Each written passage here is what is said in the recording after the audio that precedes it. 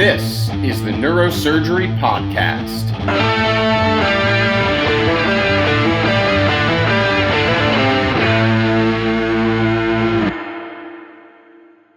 Welcome back to the Neurosurgery Podcast. Today we are delighted to be joined by Michael Johnson.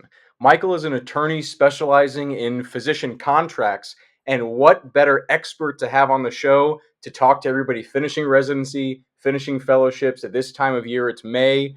First jobs are right around the corner. And so we thought, hey, let's get an expert on here to talk about the process of negotiating and signing your first contract or maybe a new contract. You know, spring is in the air, time for new beginnings.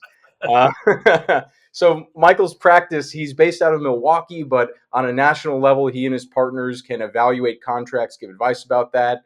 But Michael, please take a moment, say hello to our listeners, introduce yourself a little better than I can.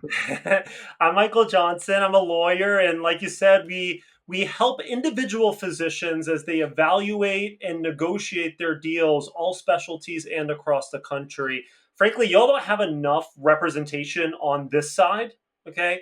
Big private practices, big hospital groups, private equity. They have a bunch of lawyers and they pay them a bunch of money to really think through these contracts. But y'all deserve thoughtful guides on your side as you navigate these deals. And that's what we do. I'm married to a physician. Two of my three colleagues are also married to physicians. So we take it personal, really just enjoy helping physicians understand these deals, what they mean for their career goals and their life plans, how to get in and out of them. Sometimes the getting out of them is actually the trickiest part, but it's a really fun practice.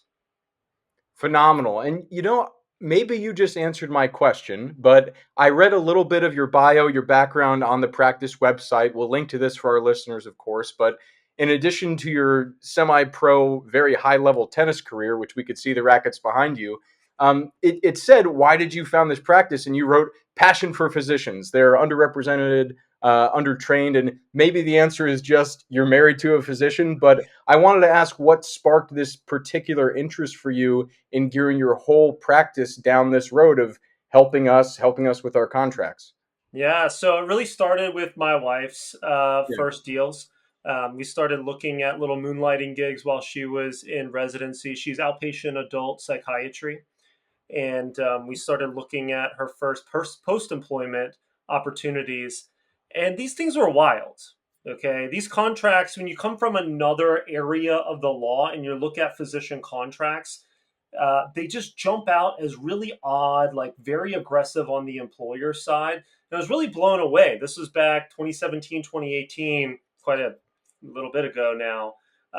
But I was looking around for lawyers to help us. You know, lawyers hire lawyers to help them in niche areas all the time. But frankly, it was really hard to find, you know, the type of representation that I really wanted for us. You know, I got some help and we went through our negotiation. Just through that process, I started helping her colleagues, some of her upper levels, and kind of snowballed from there. But through that process, I just got really excited about helping physicians navigate these particular deals. Y'all are not trained on negotiation, okay? I am. Like, this is what we do all the time, right? So there's a lot of opportunities for us to help individual physicians right away in a very meaningful point in their lives. It's just really fun. You know, there's a lot of, you know, silly ways to make a bunch of money as a lawyer, right? But in our practice, we get to do something very meaningful, helping individuals. Michael, can you tell the audience the name of your law firm? Yeah, Michael Johnson Legal. We're at michaeljohnsonlegal.com. The best place to check us out, though, is Instagram. So we have the nerdiest Instagram account on the entire platform, I promise you, at Physician Contracts. Yeah, at Physician Contracts. We post almost every day, little snippets, little tips about physician contracts, current events, but check us out. So just for the audience, because a lot of folks listening might not really know, and they're not used to this, like the contracts you're talking about, like you cannot like join a group of partners or work for a hospital or even do a moonlighting gig without a contract, right? You can't get paid pretty much without a contract unless it's under the table or something, right? Yeah. So you're dealing with all these different types of contracts, and we got to get into them. But just for the red meat first for our audience, give us the top 3 mistakes people make in the contract on the doctor side. Yeah. Yeah, so one is not understanding market norms for compensation. Okay. Y'all get very excited about base salary and signing bonus. And that's going to pop out in your first deal, your first offer letter. You're going to be blown away. Okay. But most physicians are actually compensated based on volume of work performed. Usually it's a volume multiplied by some sort of rate, either a percentage of collections in more of a private practice model, or a work RVU compensation per work RVU rate in more of a hospital employed model.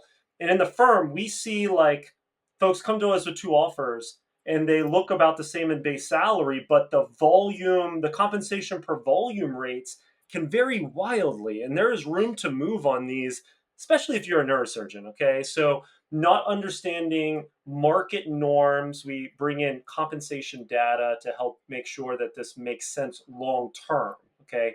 One is compensation per volume rates. Number two is termination rights. Okay. Most physicians get into their first job not thinking how quickly can I get out or like how painful is it to get out. But you really need to know this. A lot of physicians transition jobs, particularly in the first 5 years after training. Okay.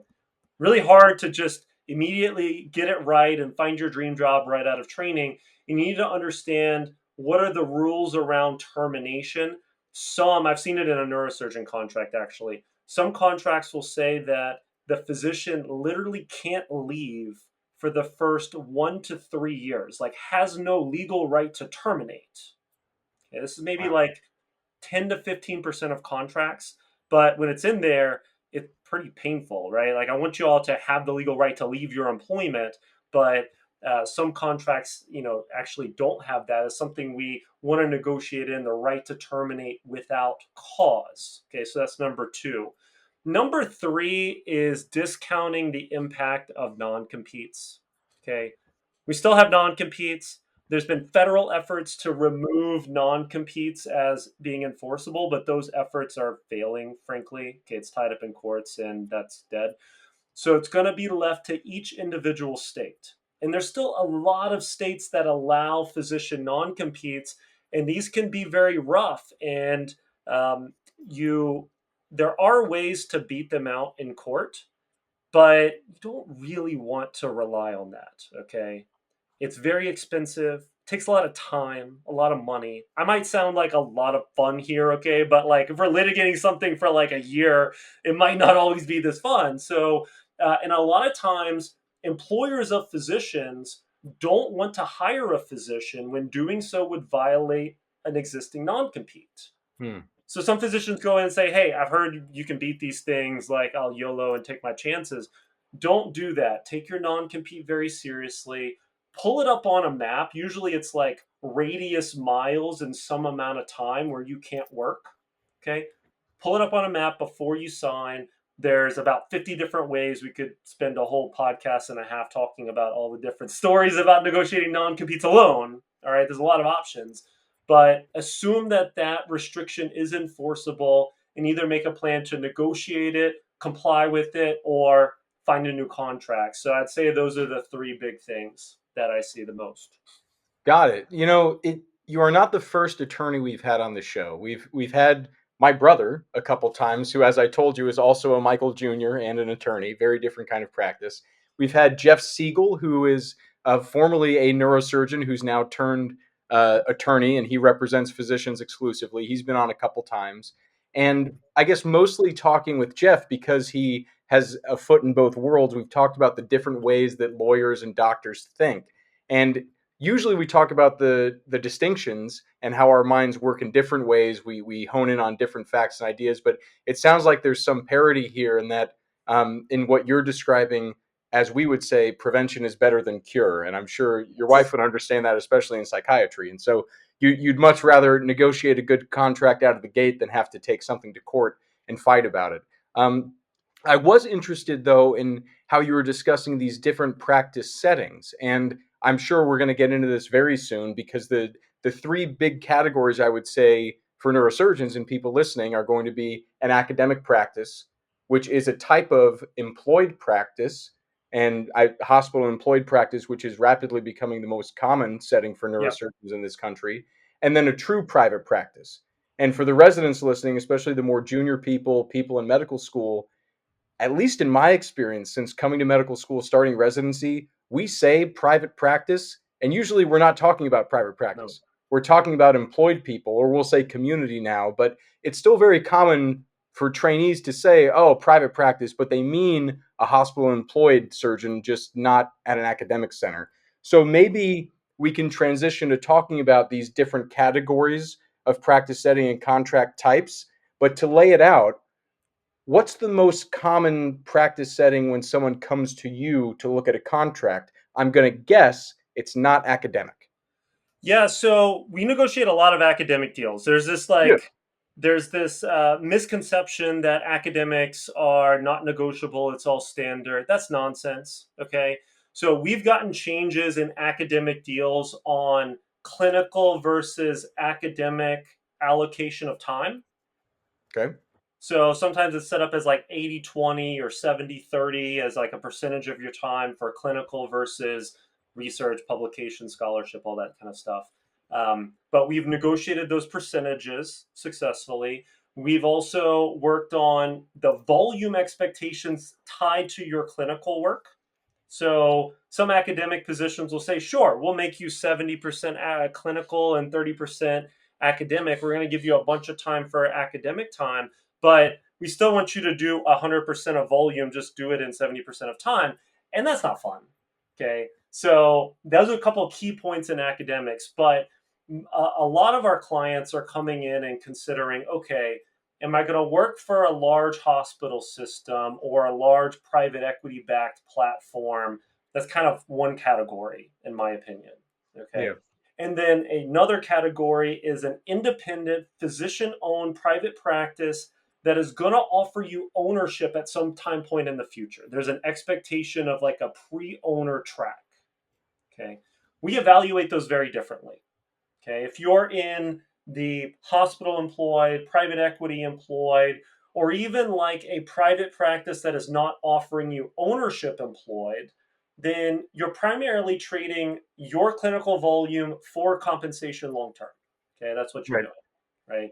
So you're not owning ancillaries, you're not owning real estate, there's not this extra, side piece to business ownership. Now, on the other hand, if you're going to be offered ownership, then the typical path here is anywhere from 1 to 4 years. You're going to be an employee, and then if you build up your practice appropriately, it's successful, things are going well, then the practice will offer you a percentage of equity in that business. Okay, you have to probably pay real money to own a portion of that business, but in return, hopefully, the earning opportunity is quite a bit higher, and you're going to have maybe a different level of autonomy and control over your practice that you might not get if you're in a hospital employed or a private equity owned platform. But those are two of the big differences. In pre-ownership track deals, we often don't push as hard on limits around your work obligations, which you're required to do. So like work location, call schedule, clinical volume limits, like that sort of thing. But when we're in a perpetual employment opportunity, we often want to look at that, see if we can get a call cap in your call schedule, see if we can get a limit on the number of work locations. I see a lot of these massive hospital systems buying each other out and growing to these conglomerates and then moving physicians around as they see fit. And that might not be what you want to do. So there's some nuances to what issues we push on, depending on practice setting, if that makes sense. Michael, each one of these topics could be a whole episode, right? And we wouldn't even scratch the surface. But I would tell you that I've been a visiting professor at probably close to 60 institutions, which is almost half the programs in the country. And what I like to do is like the residents will be with you alone and hopefully no attendings.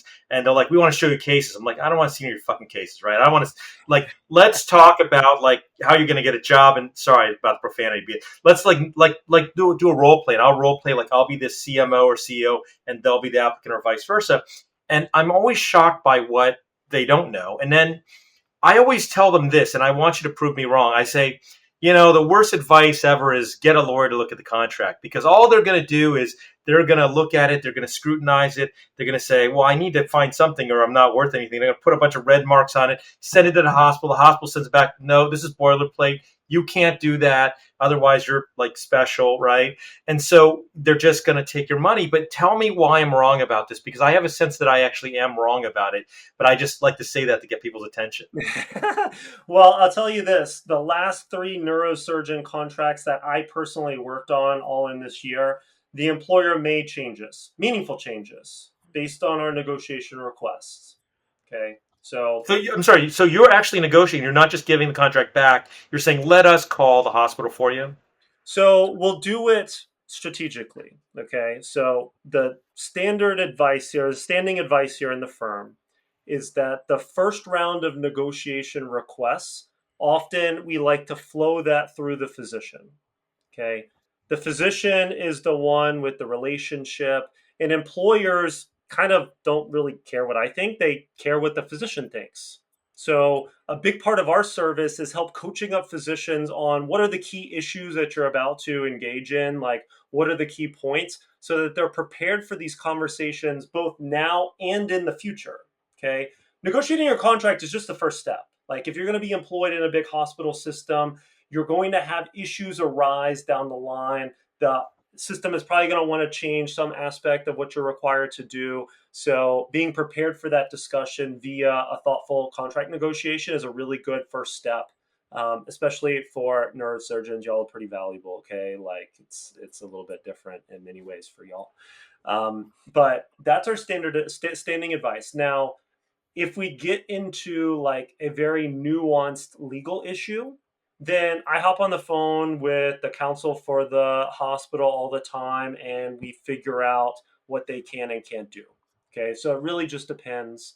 I think that if you're a resident or fellow like looking at this, I encourage you to hire a lawyer that will get to know you first. Okay, not everyone's different.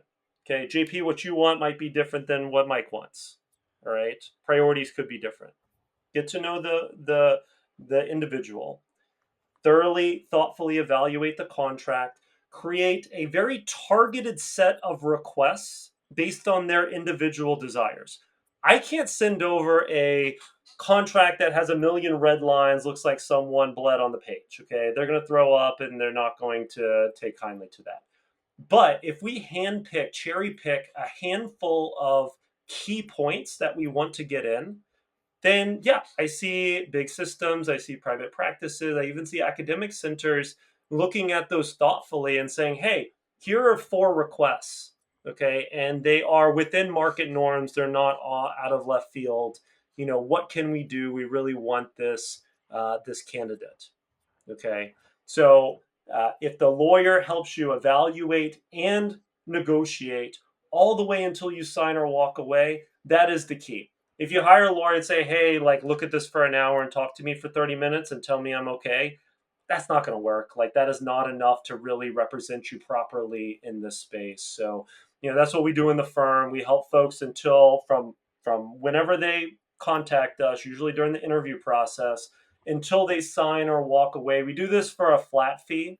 Okay. I think it's best in this space to hire a lawyer under a flat fee package, because you really don't want your lawyer to have a financial motivation to run up 1 million hours on your file. Like, that doesn't really help you very much. And it's really nice to have like some certain amount for what you're going to spend.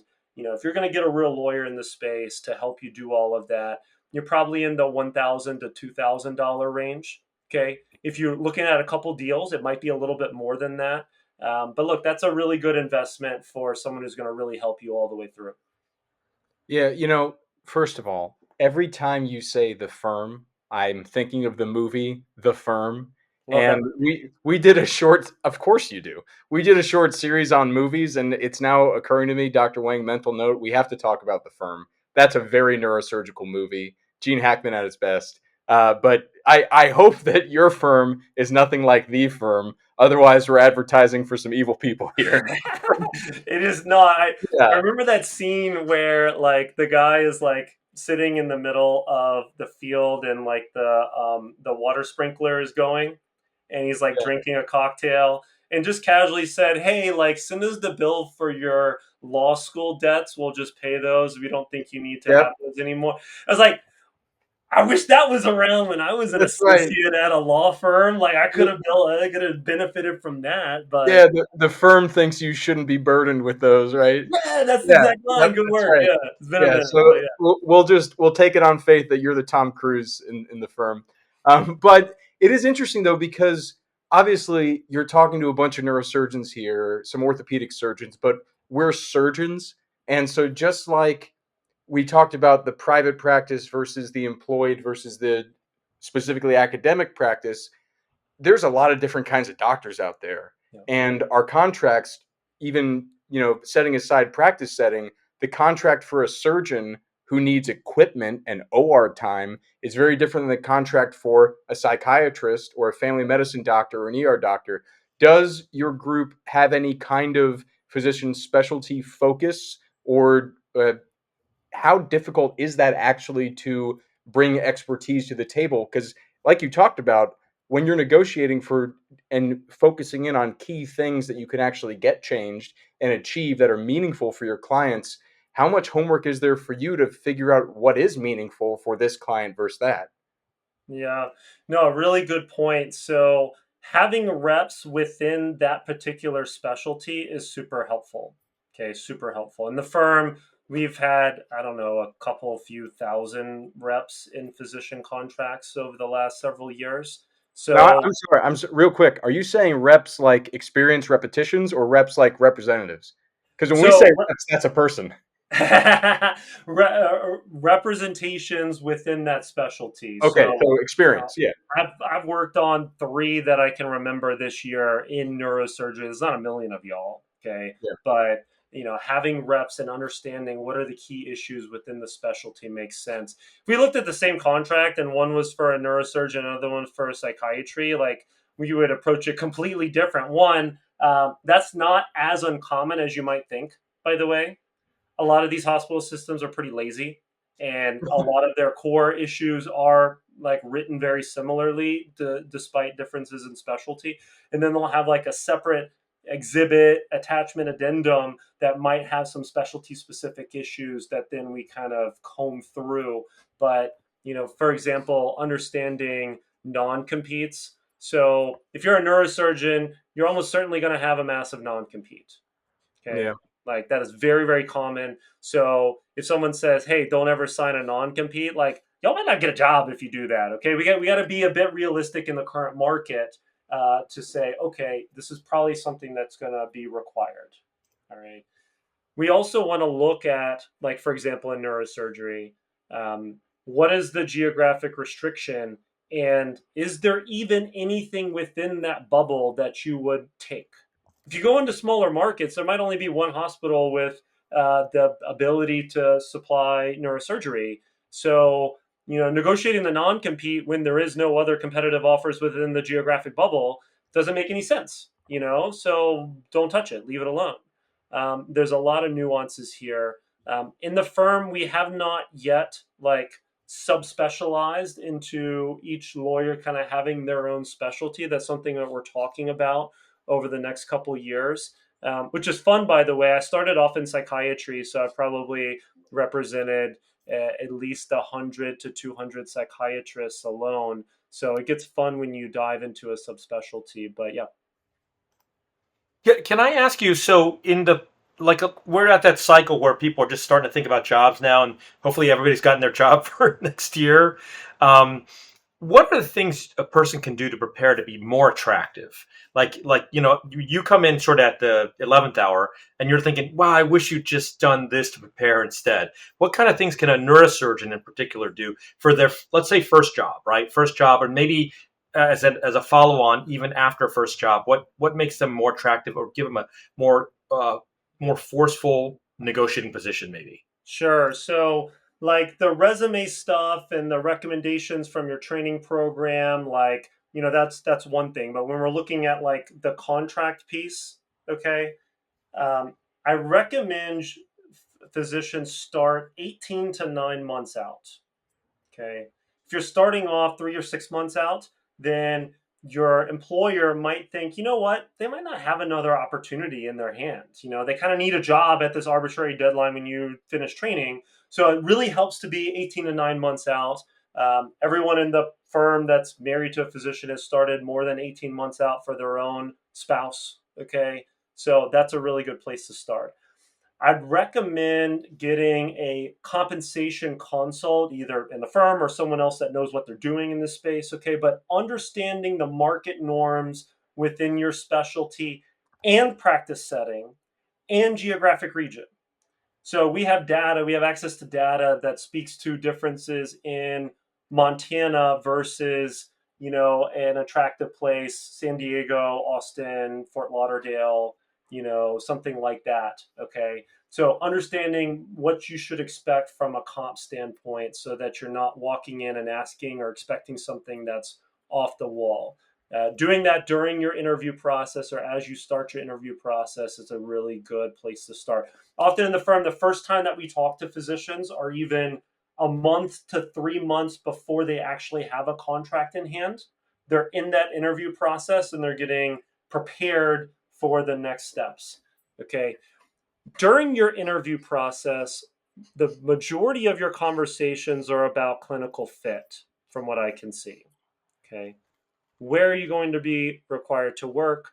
What does call schedule look like? What does clinic schedule look like? Are you going to be allowed to do the work in the way that you want to do it? Does the employer have the right resources, the right equipment? Is there enough OR time? Is everybody competing for this? Is there enough clinical volume, or are they on the border of being overstaffed in the specialty? Is someone leaving? Like, suss out during the interview process, like, have 3 of the last 7 hires left after 2 years, or has one person come on every 5 years and stayed for 30 years? Understanding the backstory can be very, very helpful. So if you come to the offer letter and contract stage with a lot of background information about what's expected of you, then that gives us a bit more ammo when it comes to negotiating your employment agreement. So, for example, call is going to be a big one, right? One of the most common reasons that a neurosurgeon might leave a job is because of unwieldy call responsibilities. We've seen that a couple times in the firm already. So, maybe if they said to you, hey, it's never worse than X, or this is the number of calls you're taking per month, potentially trying to build that into the contract might be a really good place.